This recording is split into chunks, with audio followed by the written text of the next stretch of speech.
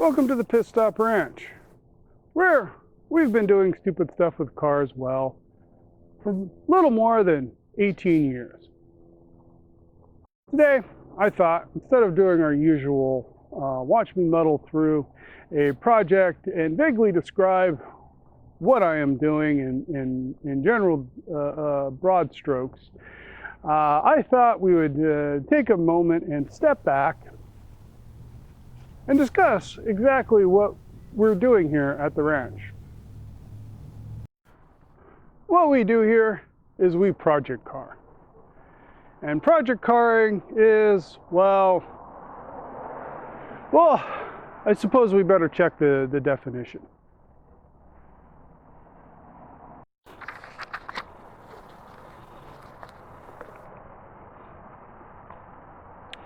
Project carring. Verb. 1. To project car. 2. Mucking about with vehicles. 3. To take a vehicle, disassemble it, increasing its storage volume tenfold, lose parts, spend 4 times as much as you expect, require 5 times the time you estimated, to create an awkward, poorly executed shelving system that ultimately causes contention with your significant other.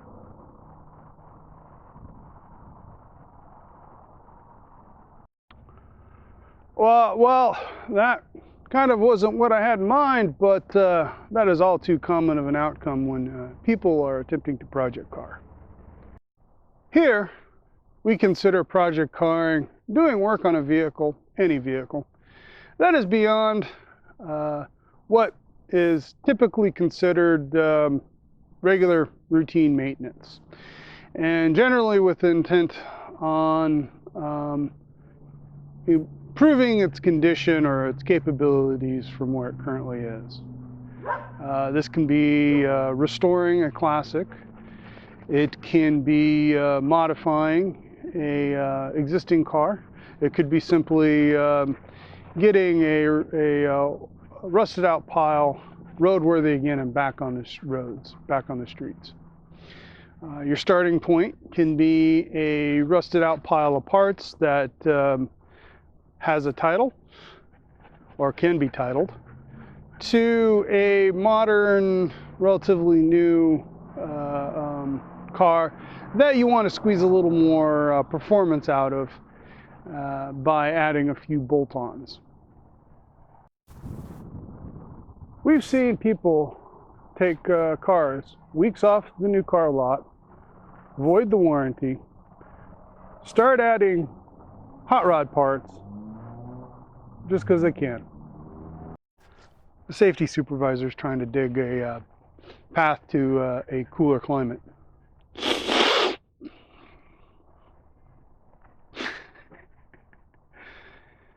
Now, I strongly believe in not daily driving project cars or project carring a daily driver.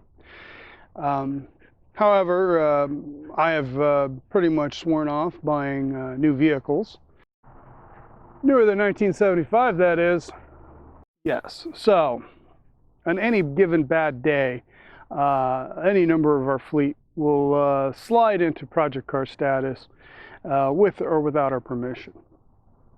So as a result, I try to maintain at least 3 fully functioning, reliable daily drivers, so that if that inevitably happens, there's a backup so that all necessities of life can continue.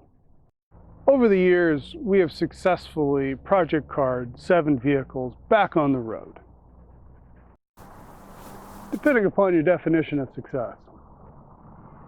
Yes, depending upon your definition of success. So we define success here as rendering a vehicle operatable and reliable, electrically, mechanically, making it safe and reasonably dependable to be operated in its intended use. We want to give a brief overview of what we believe leads to the best, most successful outcome with project carring, while avoiding the all too common and worst outcome of project carring. And if you, the viewers, are interested, we're going to be covering, we can cover in great more detail some of these topics on their own in future videos. Or just because we want to. Okay, the first thing is you got to be realistic. Take DD Speed Shop, for example, on YouTube. They're doing a lot of stuff in a tiny garage in Canada. And it comes down to the fact that Dan's been doing it for 20 years. He's been stretching and pushing himself all along, but never so far as to become discouraging or crippled in doubt or overwhelmed. In that time, he has figured out what his constraints are, how to work within his constraints to accomplish a lot. With really biggest hang-up being losing interest in a project and jumping on another before the previous one is done. Which who isn't guilty of? And the plural is deliberate, because without Danny's support and understanding, I don't think Dan would be able to accomplish nearly as much as he does and with the resources he has available. So, realistically, take an inventory of your resources, your tools, and your skills. And then when you select a project car to project car on, pick one that is going to fit within those constraints. Now, you can usually push one, maybe two of those areas before you're going to run into some serious problems. And it is good to push yourself. It is good to push. However, if you push too far, like you way overextend yourself, of course, you become overwhelmed and you lose motivation. And the worst outcome is inevitable, and you've set yourself up for failure. The second thing is you want to have a clear vision. You want to have an idea of what the finished product is going to look like, what you want to see yourself driving down the road on. We all want that car that when we pull up in, our friends, our peers, people in the know see and say, wow, that is cool. Absolutely. But remember, you have to balance your vision with being realistic. Now, if you're lacking someplace, you can always make up with money, because you can buy someone else's time and tools to accomplish certain areas, and you can farm it out. But of course, that requires a lot of money, which is part of the resources. The third thing is planning. And planning is a big thing. Planning is something that you're going to do whether you realize it or not, and it's absolutely crucial you take a conscious, steady effort at it. It will take considerably more time, considerably more money to accomplish your dream than you initially estimate. This is true amongst the board, across the board. It's only someone who does tens of them a year or hundreds over a lifetime where they're able to have a perfect idea of the exact schedule and cost and so forth. And even then, I suspect their most experienced and best hesitate to have a will be done by date simply because shit happens. Now, a quick aside, I'm going to interject right here. You're always going to have little low cost, no cost projects that you can work on that don't take a lot of time, or specifically don't take any money.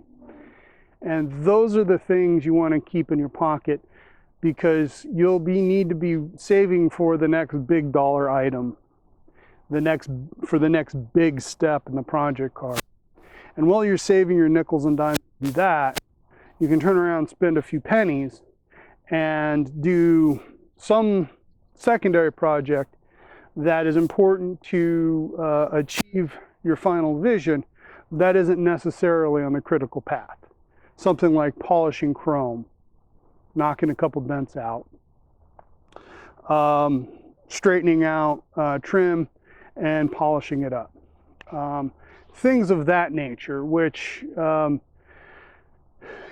need to happen, but can fill in the gaps between the bigger, more expensive projects that need to be accomplished in building your project car. And you can also do research and watch videos from people like you who and see how they accomplish the goals you're trying for with limited resources. If you want, check out our friends over at the Container Garage and see just a pretty awesome job making motorcycle throttle bodies work on a Subaru Flat 6 going in a classic Carmen Ghia. It's a pretty crazy conversion and definitely worth a watch. Now, my pop always likes to say, plan your work and work your plan. And this, in general form, in this context, consists of making a list and figuring out all the things that need to happen in order to accomplish your project car goals.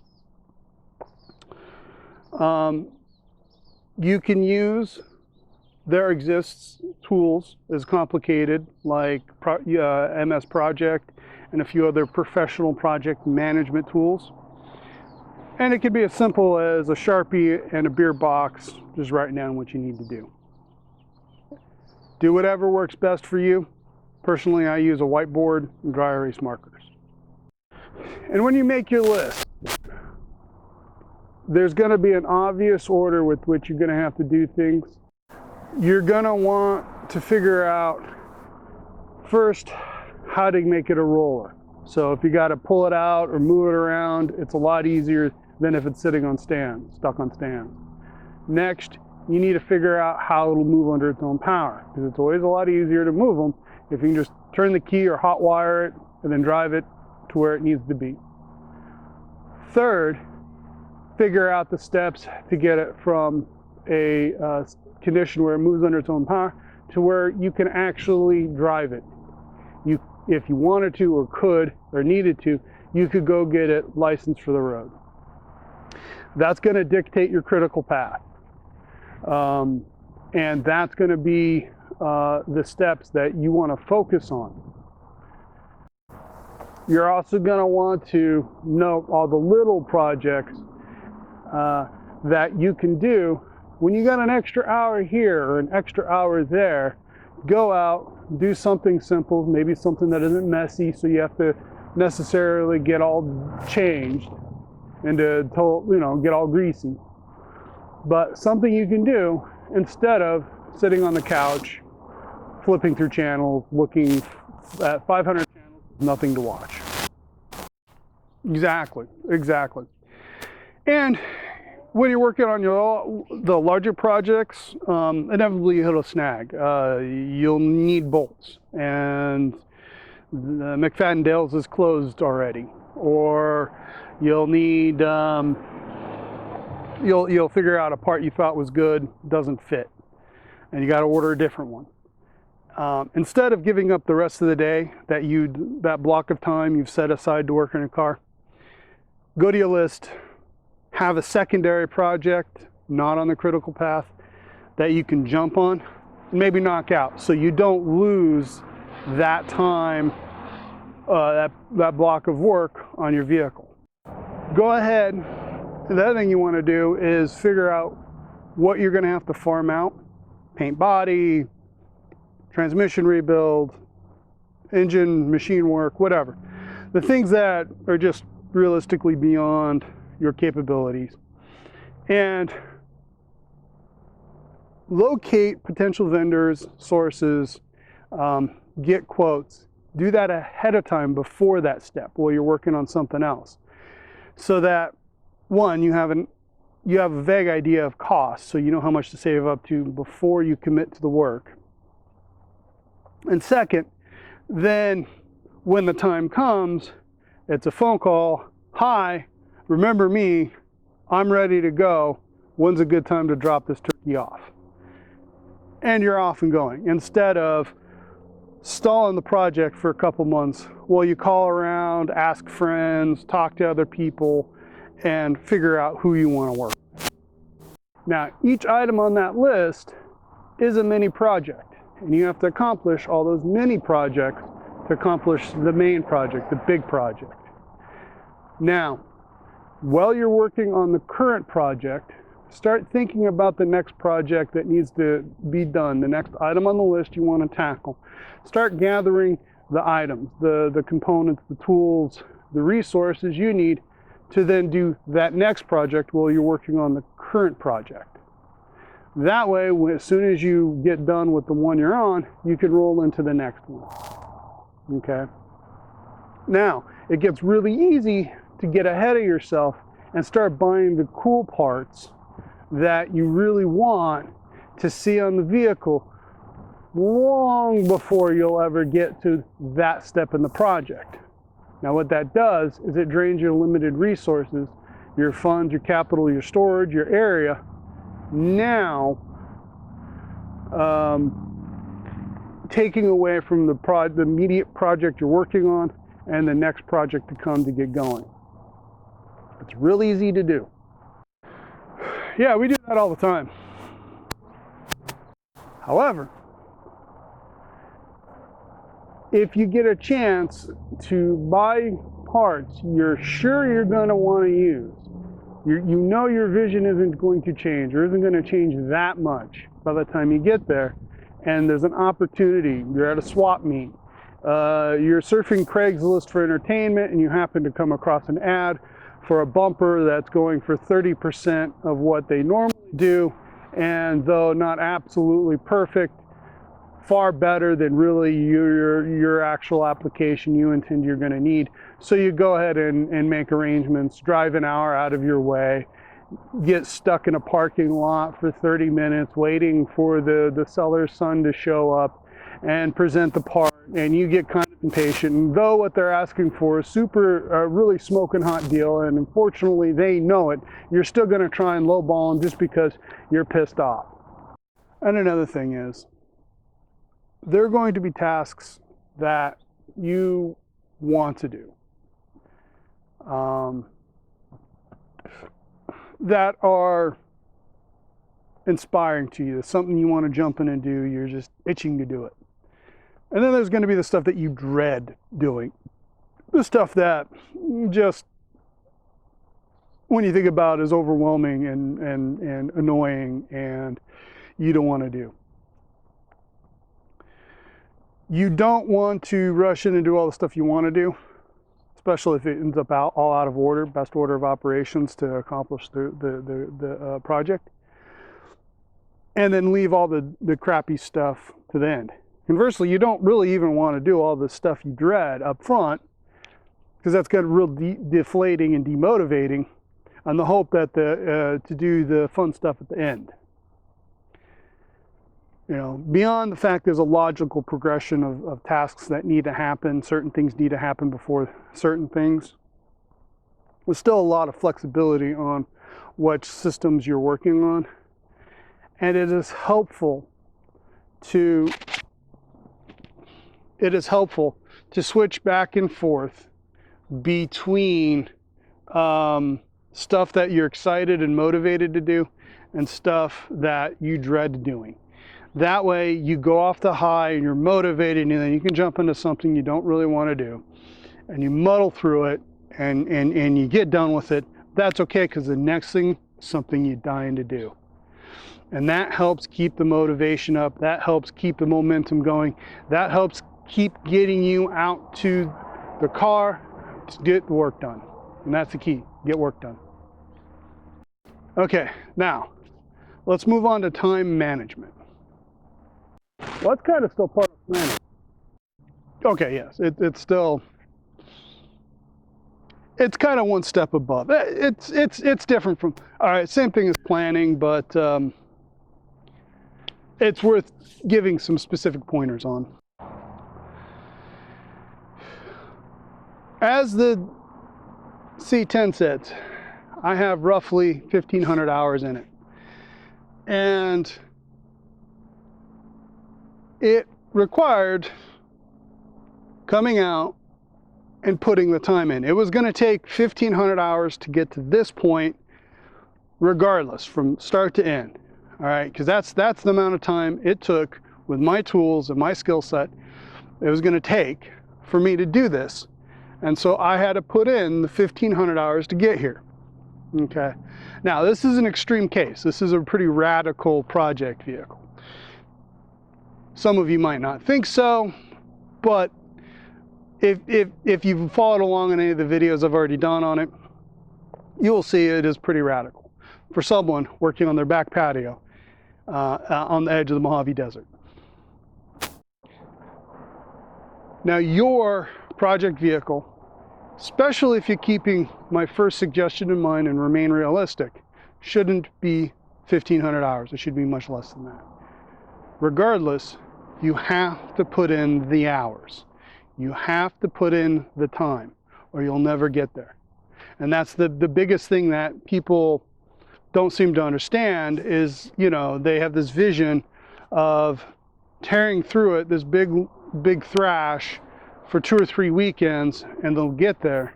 And then after 2 or 3 weekends, all their other obligations catch up with them and work stops. And do you ever get back to it? So,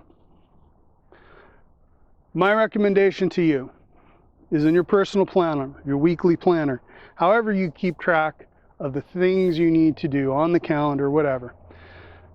Pick 2 or 3 evenings a week after work, after your daily obligations, or in the middle, whatever works. Set aside a couple hours 2 or 3 times during the work week to work on the car. That is a perfect time to do smaller projects, low-cost projects, planning, and gather the materials or do the setup for a large project that you're planning on executing on the weekend. And then set aside one day during the weekend, or during if you get 2 days off, assuming you get 2 days off a week, set aside one of those days, the bulk of the day, 6 hours, 8 hours, 4 hours, as much as you can afford, just for that. And make sure the people in your life know that is your plan. Hope maybe you can get some of them out there to help you too, and then you can double up your efforts. And then do this every single week. Obviously, emergencies come up, plans get changed, but if you can stick to that, you'll put in that 500 hours, that 600 hours, that 200 hours you need to get the car from a lump to a champ. So that's a big tool in your toolbox. If you just go out and put in a bit of time every day, every other day, a big chunk on the weekends, on your day off, however much you can afford. Now, we all have people, responsibilities, obligations in our life which demand our time, and you have to give them that time. In the limited time you have left, when you're not working and not sleeping and not eating, you need to somehow find that balance between spending it with the people you care about and who care about you, and doing your project. And if you set aside that block of time and you train them, no, this is my time to go do this, they will get in the routine with you, and it'll be a self-reinforcing process. Oh, okay, it's Tuesday night, and Sarah is going to be in the shop working on her drift car. No problem. You know, that is the key to keeping moving forward. Okay, and as we wrap up this video, let me just say, your vision's going to change. It always does. The 1,500 hours I put into C10 was over a 2.5-year period. Now my vision hasn't changed. It's exactly the same as it has been because I had a very clear vision of what I wanted to accomplish, and I committed to it. That commitment meant that a lot of design decisions became very specific towards that goal. If I changed my mind, if I decided, no, instead of a shop truck tow rig, I want a hot rod truck to go racing in, I would have had to scrap everything I'd already done. I would have had to build a completely different chassis because the chassis I have is not set up for that and would be a waste to even attempt to force it. And that's the point. Over the period of time you're working on it, your vision will change. It'll change little bits. You want to resist this as much as possible. One, it's called design creep or requirements creep, and it adds cost and time to the project. More importantly, if you creep too far in your requirements, too far in your vision, for long, you got to completely undo a bunch of stuff you've already done, and that's wasted parts, wasted time, wasted money that you'll not get back. If you decide or you find yourself at that point where you've completely lost interest in your original vision and you want to do a completely different vision, you have to make the decision of finishing the vision you have and then starting the next one, planning the next build to meet the new vision, selling the incomplete vehicle you currently have and start getting a new one and starting over to do the other vision, or completely scrapping, writing off the previous 400 hours of labor you've put into it and $10,000 and go the completely other direction, and then just be okay with that.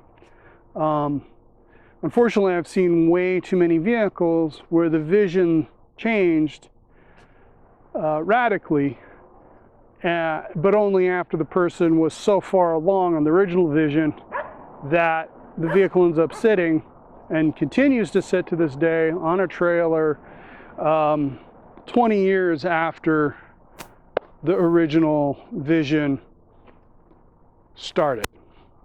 Well, that was a quick overview of project carring, at least the way we see it here at the Pit Stop Ranch. I hope you enjoyed it. If you have any additional subjects would like to see covered that fall under the umbrella of project carring, please comment and let us know. Remember, we are professionals, just not at this. So please, if you would like, subscribe, share with your friends, and hit the notification bell so you're informed the next time one of our videos comes out. I'd appreciate it very much. And get out there and put some time in on your hunk of junk.